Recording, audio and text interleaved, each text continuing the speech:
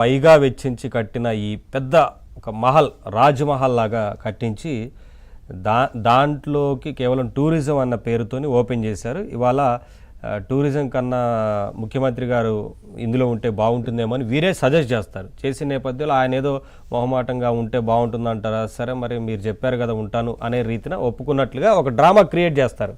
Create చేసి ఆయన అందులోకి వెళ్ళడం కోసం పెద్ద ప్లాన్ చేశారు. వాళ్ళ కళ్ళు చెదిరిపోతున్నాయి. అంటే ఒక రాష్ట్రాలు కాదు, దేశాధినేతలు ఉండే పెద్ద పెద్ద భవనాలు సెక్యూరిటీ పర్పస్లో నిర్మిస్తారు చూడండి, రాజకోటల్లాగా నిర్మించారు. అంటే చెప్తున్నారు సద్దాం హుసేన్ లేదంటే ఇతర దేశాల అధ్యక్షుల కోసం నిర్మించిన, బాగా థ్రెట్ ఉన్న వారి కోసం నిర్మించే పెద్ద రాజకోట నిర్మించినట్లుగా నిర్మించి అందులో జగన్మోహన్ రెడ్డి గారు ఉండడం కోసం ప్లాన్ చేశారంటే పేదలకు పెత్తందారులకు, పేదలకు ధనికుల మధ్య ఈ యుద్ధం మొదలైందని చెప్పి ఎవరు పేదవారు ఎవరు ధనికులు అనేది వాళ్ళు తెలిపోయింది కదా. ముందుగా ప్యానెల్లో పాల్గొంటున్న శ్రీనివాసరావు గారు, దుర్గారావు గారు, అలాగే ఏబిఎన్ వీక్షకులందరూ కూడా శుభ మధ్యాహ్నం. జగన్మోహన్ రెడ్డి గారికి ఒక సన్నాసి ఒక సలహా ఇచ్చారంట.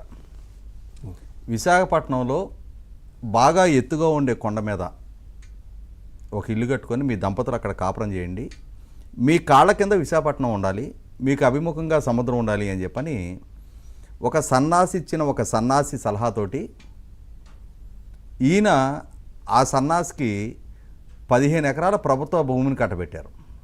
ఒక్కొక్క ఎకరం 15 కోట్లు ఖరీదు చేసే 15 ఎకరాల భూమిని, అంటే 225 కోట్లు ఖరీదు చేసే భూమిని ఎకరం ₹1,00,000 చొప్పున 15 లక్షల రూపాయలకి ఆ సన్నాసికి గురుదక్షిణ కింద ఇచ్చుకున్నారు. ఆ ఇచ్చుకుని అతనిచ్చిన సలహా మేరకు సంవత్సరానికి 8 కోట్ల రూపాయలు ప్రభుత్వానికి ఆదాయం సమకూరుస్తున్న టూరిజం డిపార్ట్మెంట్కి సంబంధించిన హరిత రిసార్ట్స్ని కూల్చేసి అక్కడ అనుమతి తీసుకున్న ప్రాంతం కన్నా మిగులు భూమిలో కొండను తొలిచి మొత్తం ఆ ఋషికొండ 60 ఎకరాల ప్రాంతంలో ఉంటుంది.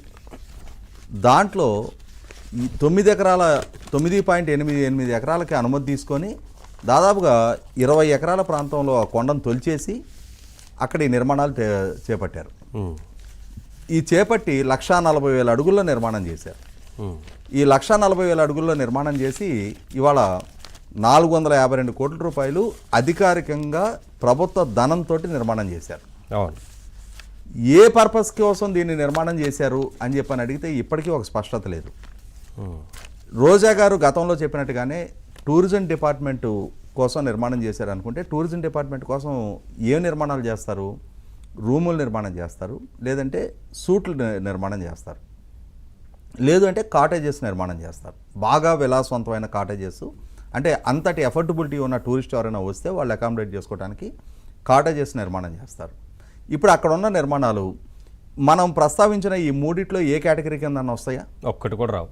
అంటే యాత్రికులు నివాసం ఉండగలిగే, ఒక మాదిరి యాత్రికులు ఎఫర్ట్ చేయగలిగే వాళ్ళు అకామిడేట్ చేసుకునే రూములు కాదు, లేదు కొంచెం స్తోమత వాళ్ళు ఎంగేజ్ చేసుకోగలిగే సూటు కాదు, లేదు చిన్న చిన్న కాటేజెస్ కాదు. అక్కడ ఒక విలాసవంతమైన ఒక స్థాయి వాళ్ళు మాత్రమే ఉండగలిగేలా ఉంది. ఒక విలాసవంతమైన రాజప్రాసాదాన్ని నిర్మాణం చేశారు. మనం బిల్ క్లింటన్ లేకపోతే ఒబామా ఇండియా పర్యటనకు వచ్చినప్పుడు ఢిల్లీలో తాజ్ షెరటాను, మౌర్య హోటల్స్లో వాళ్ళకి ప్రెసిడెన్షియల్ సూట్స్ ఉంటాయని చెప్పని వాళ్ళు వచ్చినప్పుడు మాత్రమే ఓపెన్ చేస్తారు. మిగిలిన వాళ్ళకి అది ఎంత స్తోమత వాళ్ళైనా కూడా వాళ్ళకి అద్దెకి ఎవరు అని చెప్పని కొన్నిటి గురించి మనం వినేవాళ్ళం. అవును. విశాఖపట్నానికి ఏ అమెరికా అధ్యక్షుడు రాబోతున్నాడని చెప్పని, లేదు విశాఖపట్నం వచ్చినప్పుడు అక్కడ నివాసం ఉండటానికి మాకు నివాసయోగ్యమైన స్థలాలు లేవు అని చెప్పని భారతదేశ ప్రధానమంత్రి, రాష్ట్రపతి ఎవరున్న ఆంధ్రప్రదేశ్ ప్రభుత్వాన్ని విజ్ఞప్తి చేశారా? మీరు ఇటువంటి నిర్మాణాలు చేయండి అని చెప్పని. అంటే ప్రభుత్వం ఈరోజు ఇచ్చిన, ప్రభుత్వం కాదు మొన్నటి వరకు పరిపాలన చేసిన ప్రస్తుతం ప్రతిపక్షంలో ఉన్న వైసీపీ పార్టీ ఈరోజు ఇచ్చిన వివరణ, వాళ్ళు దాన్ని సమర్థించుకోవడానికి చేసిన ప్రయత్నం చూస్తే హాస్యాస్పదంగా ఉంది. గవర్నరు, ముఖ్యమంత్రి, రాష్ట్రపతి, ప్రధానమంత్రి వంటి వాళ్ళు విశాఖపట్నం వచ్చినప్పుడు వాళ్ళకి నివాసయోగ్యమైన